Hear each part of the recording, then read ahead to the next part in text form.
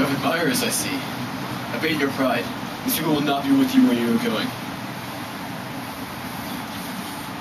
Medea, woman of the stone forehead and hate-filled eyes, I have made my decision.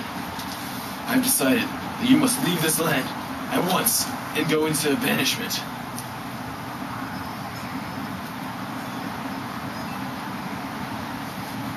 With your children. I intend to remove a root of disturbance from the soil of Corinth. I am here to see to it. I will not return home until it is done. You mean banishment?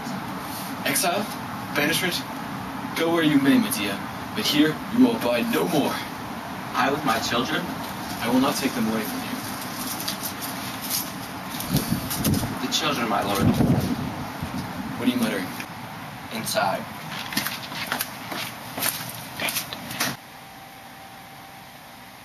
I am praying to my God for wisdom, and to you for mercy. My sons are still very young, tender, and helpless. You know, my lord, what exile means.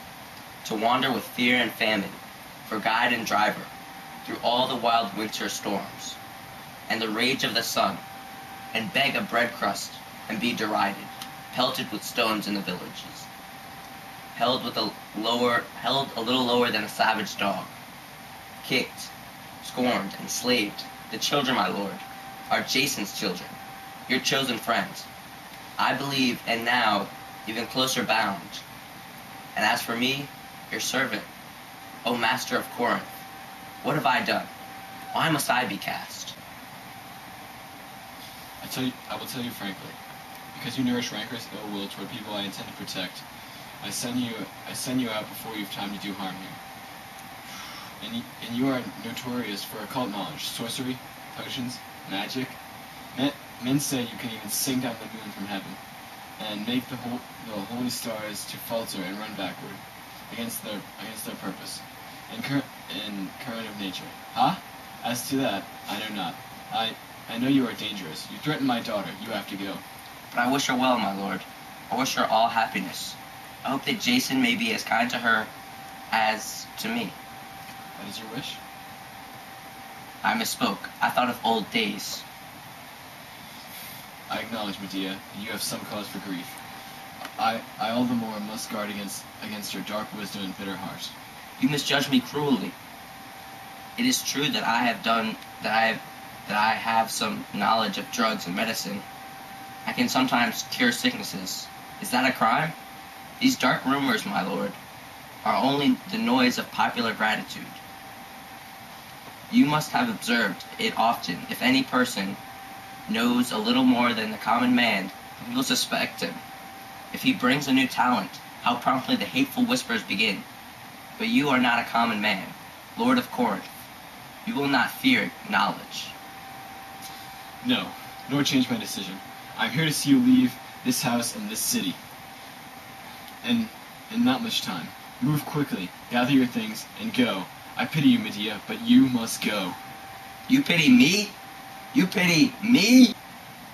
I will endure a dog's pity, or a work-grown toad's. May God who hears me, he shall see in the end who's to be pitied.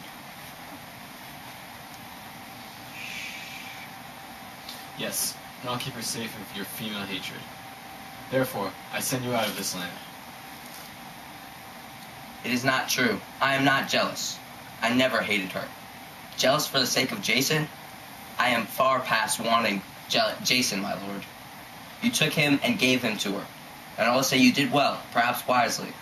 Your daughter is loved by all. She is beautiful. If I were near her, I would soon love her. You can speak sweetly enough. You can make honey in your mouth like a brown bee. When it serves your turn. Not honey, the truth.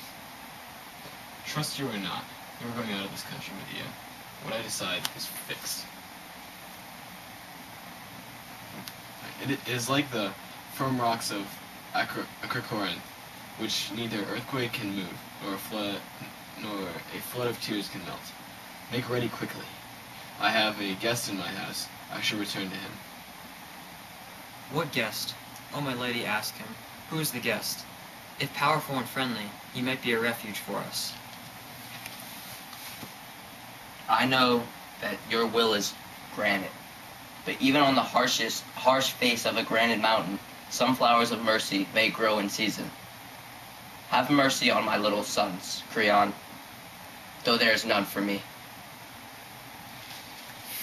How long, woman? This is decided. Done. Finished! I am not a beggar. I will not trouble you. I shall not live long. Sire, grant me a few hours yet. One day to prepare is one little day. In one little day, before I go out of Corinth forever. What? No! I told you! The day is today. Medea! This day! And the hour is now! There are no flowers on this mountain. Not one violet. Not one anemone. Your face, my lord, is like flint. If I could find the right words, if some god would lend me a touch of eloquence, I'd show you my heart. I'd lift it out of my breast and turn it over in my hands. You'd see how pure it is, of any harm or malice towards you or your household. Look at it. Not a speck. Look, my lord. They call mercy the jewel of kings. I am praying to you as of one of the gods. Destroy us not utterly. To go out with no refuge, nothing prepared, is plain death. I would rather kill myself quickly, and here, if I had time but to ask the slaves and strolling beggars where to go, how to live.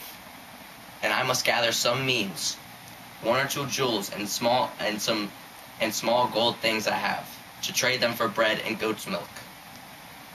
Wretched, wretched, wretched I am, I and my boys. I beseech you, Creon, by the soft yellow hair and the cool smooth forehead, and by the white knees of that young girl who is now Jason's bride, lend me this inch of time, one day, half a day, for this one is now half gone, and I will go my sad course and vanish in the morning, quietly as dew that drops on the stone at dawn and is dry at sunrise. You will never again be troubled by any word or act of mine. And this I pray you, for your dear child's sake, O Creon. What is half a day in all the rich years of Corinth? I will think of it. I am no tyrant. I have been merciful to my own hurt, many times, even to myself. I seem to be foolish if I grant you this thing. No, Medea. I will not grant it.